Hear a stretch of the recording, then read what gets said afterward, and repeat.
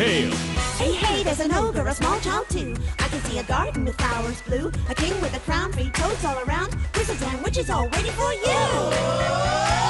Magic spells, tales to tell, they will take your breath away. Mice will chase the cats away. Life's not for sale, it's a fairy tale, and everyone is a star. So turn the page, we improve with age. Have courage and you can go far. So seize the day, blow the clouds away, and spare the time if you can. Dreams can come true and they will for you. For Anna they already have. அது உங்க தெரியுது பாருங்க, அதுதான் Ryan. அப்புறம் அதுக்கு மேல தெரியுறது big talk நட்சத்திரம். அதுக்கு ஏன் பிக் டாக்னு பேர் வந்துச்சு? ஏன்னா அந்த காலத்துல எல்லாம் நட்சத்திரத்துக்கு மிருகங்களோட பேர் தான் வைப்பாங்க. அதனால தான் நம்ம அப்படி கூப்பிடுறோம். உனக்கு தெரியுமா?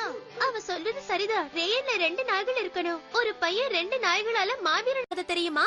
அவன் தைரியசாலியா? ஆமா, பாலி தைரியசாலிதான். ஓ, இப்ப அந்த பாலிதான் நீ சொல்ல போற கதையோட நாயகன், சரியா? ஆமா, ஆனா இந்த பாலிங்கிற பேரை கேட்ட உடனே நீங்க இதுல சுவாரஸ்யமான விஷயம் எதுவும் இருக்காதுன்னு நினைச்சிடாதீங்க. பேரை வச்சு யாரையும் எடை போடக்கூடாது. ஏன் பாலி ஒரு பெரிய மாவீரனானா?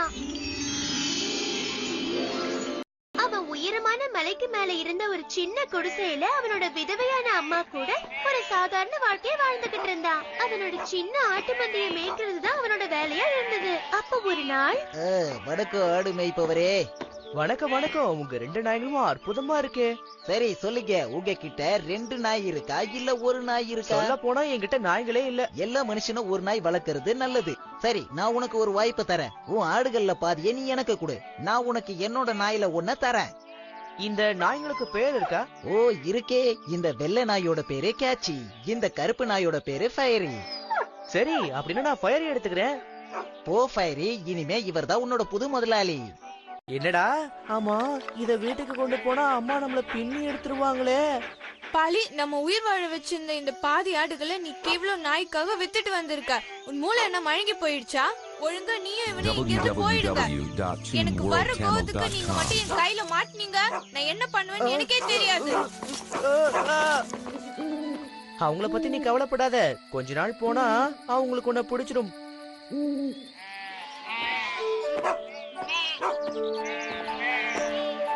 வணக்கம் ஆடு மேய்ப்பவரே. இந்த ஃபயரி உங்ககிட்ட நல்லபடியா நடந்துக்குதா? ஆமா ஆமா, நல்லாதான் நடந்துக்கிறான். சரி, நான் உங்களுக்கு இன்னொரு வாய்ப்பையும் தரேன். உங்களோட மீதி ஆடுகளையும் என்கிட்ட கொடுங்க, நான் என்னோட கேட்சியை உங்களுக்கு தரேன். சரி, நான் இதுக்கு ஒத்துக்கிறேன். ஏன்னா எனக்கு ஆடுகளை மேய்க்கிற வேலை பிடிக்கல, இதுதான் பிடிச்சிருக்கு. ஓ நிச்சயமா, இந்த நாய்களால உங்க வாழ்க்கையில நிறைய மாற்றங்கள் வரும்.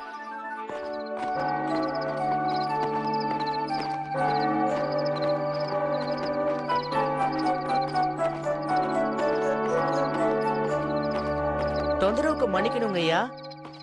இன்னைக்கு ராத்திரி நான் தங்கறதுக்கு இங்க ஏதாவது இடம் கிடைக்குமா? ஓ, நீ தங்கறதுக்கு இந்த ஊர்ல ஒரே ஒரு இடம் தான் இருக்கு. அதோ உனக்கு பின்னாடி இருக்கு, அந்த கட்டடம் தான் அது. ஆனா அங்க தங்கினவங்க இது வரைக்கும் காலையில திரும்பி வந்ததே இல்ல. சொல்றதுல நம்பிக்கை இல்லனா இவரை வேணா கேட்டு பாரு, அந்த இடத்தோட சொந்தக்காரரே இவர் தான். உண்மைதான். ஆனா உனக்கு விருப்பம் இருந்தா நீ அங்க தங்கலாம். அங்க ஒரு வாள் இருக்கு, உன்னை காப்பாத்துறதுக்கு அது உதவும். நன்றிங்கய்யா. என்ன பசங்களா, உள்ள போய் பார்க்கலாமா?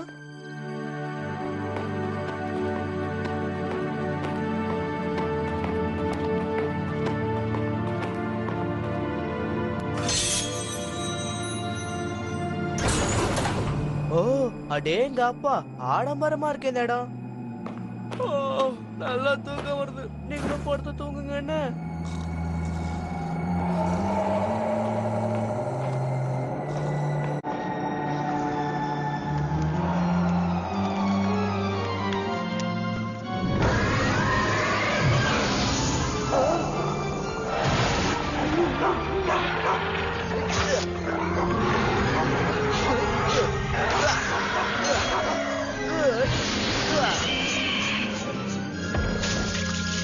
எப்படி எல்லாத்தையுமே நாங்க போட்டு தள்ளிட்டோம்ல. நல்லா தூக்கம் வருது.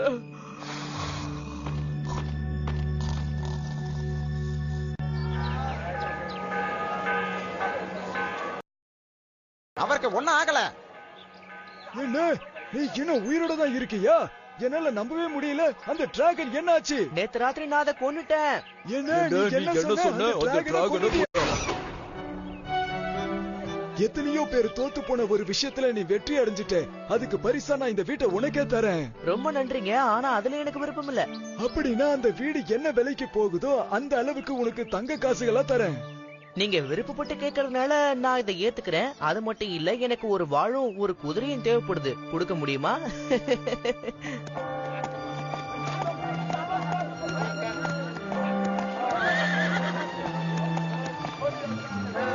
ஏன் எல்லாரும் சோகமா இருக்காங்க பெரியவரே? இங்க ஏதாவது பிரச்சனையா? சொல்லுங்க, என்ன? எல்லாம் அந்த டிராகனால தான். ஒவ்வொரு வருஷம் அந்த டிராகன் வரும்போது அதுக்கு முக்கியமான ஒரு ஆளை பலி கொடுப்போம். இந்த முறை அதுக்கு பலி கொடுக்க போறது ஒரு அழகான பெண். அந்த பெண் வேற யாரும் இல்ல, நம்ம அரசரோட பொண்ணு இளவரசி தான். என்ன? சரி, யாராவது அந்த டிராகனை தடுத்து நிறுத்தியே ஆகணுமே.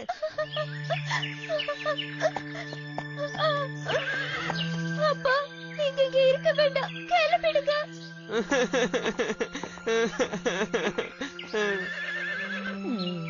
நாம அவங்கள காப்பாத்தணும். வாங்க போலாம்.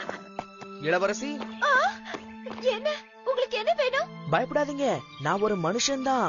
உங்களை காப்பாத்த வந்திருக்கேன். அதோட அந்த டிராகனையும் கொல்றதுக்கு வந்திருக்கேன். நீங்க அந்த டிராகனை பத்தி தெரியாம பேசுறீங்க. எல்லாம் என் தலையெழுத்துப்படியே நடக்கட்டும். நீங்க இங்க இருந்து கிளம்புங்க. இல்ல, நான் ஒண்ணு உங்களை காப்பாத்தணும், இல்லன்னா 2 பேரும் இங்கேயே சாகணும். என்னோட பசிய தெரிஞ்ச ஜனங்க நிறைய சாப்பாடு எனக்கு அனுப்பியிருக்காங்க. முதல்ல என் வாளுக்கு பதில் சொல்லிட்டு அப்புறமா எங்களை சாப்பிடு. எந்த தலையை முதல்ல வெட்டுறது?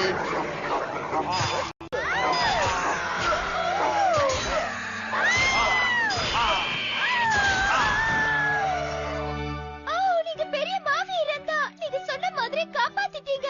நாம 2 பேரும் கல்யாணம் பண்ணிக்கலாம். நல்லா பிடிச்சுக்கங்க. நீங்க வாங்க. ஆசையாமா அப்படியே நில்லுங்க. கையில இருக்கிற ஆயுதத்தை பாத்தீங்கல்ல? இவங்க தான் ராஜாவோட பொண்ணு. அந்த வீரனை கொன்னுட்டு அதுக்கப்புறம் இளவரசிய டிராகன் கிட்ட இருந்து நாம தான் காப்பாத்தணும்னு சொல்லுவோம். அப்புறம் நமக்கு பெரிய பணம் கிடைக்கும். வீரனே, உனக்கு உயிர் வேணுமா இல்ல இந்த இளவரசி வேணுமா? முடிவு பண்ணிக்க. எனக்கு ஏன் உயிர் தான் முக்கியம். நீங்க என்ன வேணா பண்ணிக்கங்க. நான் போற வழியில உங்களை பார்த்தேன், ஆபத்துல இருந்தாங்க. சரி, போனா போதுமேனு காப்பாத்தினேன். இப்ப நான் வீட்டுக்கு போறதுக்கு நேரம் ஆயிடுச்சு. சரி, நான் வரேன் இளவரசி. பெரிய வீரன் நினைச்சு இப்படி பயந்தாங்கோலி மாதிரி ஓடுறானே. இங்க பாரு, நான் உன்னை அரண்மனைக்கு கூட்டிட்டு போக போறேன். அங்க போய் ஏதாவது வளர்ன அப்புறம் டிராகன் உன்னை சாகடிச்சிருச்சுன்னு சொல்லி நாங்களே சாகடிச்சிருவோம். நீ செஞ்சது கொஞ்சம் கூட நல்லா இல்ல. அவங்கள அங்க விட்டுட்டு வந்திருக்க கூடாது. இப்ப இளவரசிக்கு பெரிய ஆபத்து வர போகுது. நீங்க சொல்றது சரிதான், ஆனா நீங்க ஒரு விஷயத்த யோசிச்சு பார்க்கணும். அவங்கள என்னால தனியா சமாளிக்க முடியாது இல்லையா? அது மட்டும் இல்ல, நீங்க எங்க அம்மா வீட்டுக்கு போய் அவங்கள பத்திரமா பாத்துக்கங்க. அவங்க தனியா கஷ்டப்பட்டுக்கிட்டு இருப்பாங்க. அதனாலதான் சொல்றேன், போறீங்களா?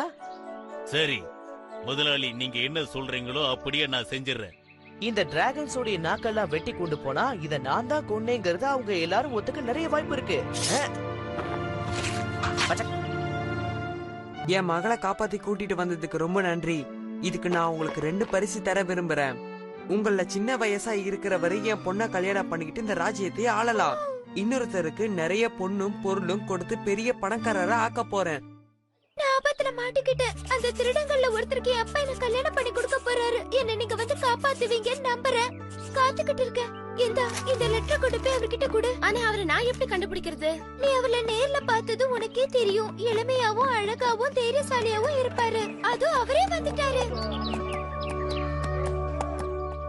ஆனா இளவரசி, அவர் பெரிய தாடியோட கிழமை மாதிரி இருக்காரு. அவர் மாறு விஷயத்துல வந்திருப்பாரு. அவர்கிட்ட இந்த லெட்டர் கொடு.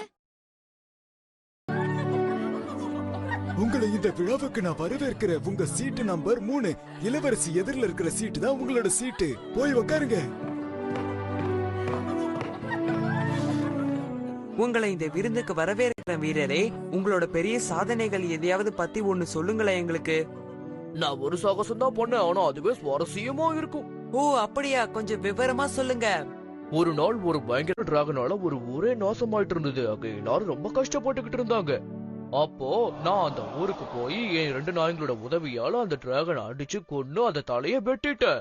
நான் தான் உங்க இளவரசியை காப்பாத்தினேன். இவ சொல்றத நம்பாதீங்க அரசே. நான் தான் அந்த டிராகனை கொன்னேன். அது மட்டும் இல்ல, இளவரசியை நான் தான் காப்பாத்தினேன். என்ன நம்புங்க. இவ சொல்றத நம்பாதீங்க அப்பா. இவனும் இவ கூட வந்தவுடனே என்ன பயப்படுத்தினாங்க. அதனாலதான் நான் இந்த உண்மையை சொல்லல. அப்படி மீறி சொன்னா என்ன கொன்னுடுவேன்னு இவங்க மிரட்டினாங்கப்பா. இவர்தான் என்ன காப்பாத்தினாரு. நான் இவரைதான் காதலிக்கிறேன். எனக்கு தெரியும் நீங்க நிச்சயமா வருவீங்கன்னு. என் ஆசை நிறைவேறிடுச்சு. ஒரு நிமிஷம் இரு, இதெல்லாம் முடிவு பண்ண வேண்டியது நான் இந்த வரவேற்பு விழாவையும் விருந்தையும் முதல்ல நிறுத்த போறேன். அப்புறம் வீரனே, நீ சொன்னியே நீதான் அந்த டிராகனை கொன்னதா, அதுக்கு ஏதாவது சாட்சி இருந்தா இப்ப நீ எங்களுக்கு சொல்ல முடியுமா? அந்த சாட்சியை நீங்க அவங்க கிட்ட கேட்க கூடாது.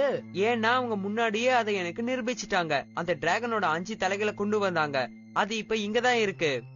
அது என்னவோ உண்மைதான் அரசே. ஆனா அந்த 5 தலைகள்லயே இல்லாத ஒரு உறுப்பு என்கிட்ட இருக்கு. ஏன்னா அதை கொன்னதே நான் தானே. என்ன சொல்றீங்க இப்ப? அப்படி நீதான் அந்த டிராகனை கொன்னவனா இருந்தா அதை என்கிட்ட இப்பவே நிரூபிச்சு காட்டு பாக்கலாம். ஓ கண்டிப்பா நிரூபிக்கிற அரசே. ஆனா முதல்ல அரசவை மருத்துவரை கூப்பிட்டு அந்த டிராகனோட தலையில என்ன உறுப்பு இல்லன்னு கேட்க சொல்லுங்க. ஓ செய்ற. அரசவை மருத்துவரை சீக்கிரமா இங்க வர சொல்லுங்க. வணங்குகிறேன் அரசே. நான் தான் உங்க விசுவாசமான அரசவை மருத்துவர்.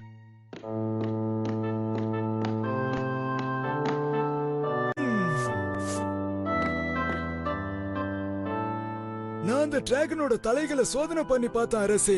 எல்லா அறுப்புகளும் சரியா தான் இருக்கு. அப்படி ஏதாவது அறுப்பு இல்லன்னா நிச்சயமா அதை என்னால கண்டுபிடிச்சிருக்க முடியாது. மத்தவங்களோட வேலை சரியில்லைன்னு தேவையில்லாம விமர்சனம் பண்றாள் நான் கிடையாது. அதுங்களோட நாக்கு சரியா இருக்கான்னு நீங்க பாத்தீங்களா?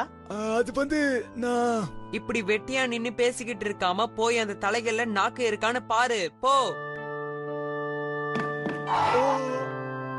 சொல்லு, நாக்கு இருக்கா? இததான் சொல்ல வந்த அரசே. அந்த நாக்குகள் அதோட நாக்குகளை காணோம். அது எப்படி இருக்கும்? ஏன்னா அந்த நாக்குகள் தான் இதோ இருக்கே. பாத்தீங்களாப்பா, உங்க கண்ணுக்கு முன்னாடி ஆதாரம் கிடைச்சிருச்சு. இவங்க 2 பேரும் என்னையே ஏமாத்தி இருக்காங்க. அதுக்கு இவங்களுக்கு சரியான தண்டனையே கொடுக்கணும். இவங்களுக்கு கொடுக்கற தண்டனை ரொம்ப மோசமா இருக்கணும். இவங்களுக்கு பேரல் தண்டனை கொடுங்க. என்னது பேரல் தண்டனையா? ஆமா, ஒரு பேரல் ஃபுல்லா தார ஊத்தி அதை நல்லா வெயில் அடிக்கிற ரோட்ல உருட்டி விடுவாங்க. அப்பதான் உங்க 2 பேருக்கு புத்தி வரும். எப்படியும் கடைசியில ஆசை நிறைவேறிடுச்சு. அந்த பாலி பெரிய ஆளுதான். அத்தனை பெரிய ஏமாத்தி கடைசியில ஜெயிச்சுட்டானே இல்ல? ஆனா எங்களுக்கு இன்னொரு கதை சொல்ல. சொல்றேனே. போது உங்க கதையெல்லாம். நேரம் ஆகுது, நீங்க எல்லாம் வீட்டுக்கு கிளம்புங்க. ஓ அம்மா. அந்த நிலாவை பாரு, அது இப்ப வானத்தோட உச்சிக்கு வந்துடுச்சு. ஆமா, பார்க்க அழகா இருக்குல்ல? எனக்கு எதையும் ஞாபகப்படுத்துது. எனக்கு கூட எதையோ ஞாபகப்படுத்துது. அது என்னன்னா, ஒரு டசன் முட்டையை வச்சு ஆம்லேட் போட்ட மாதிரி.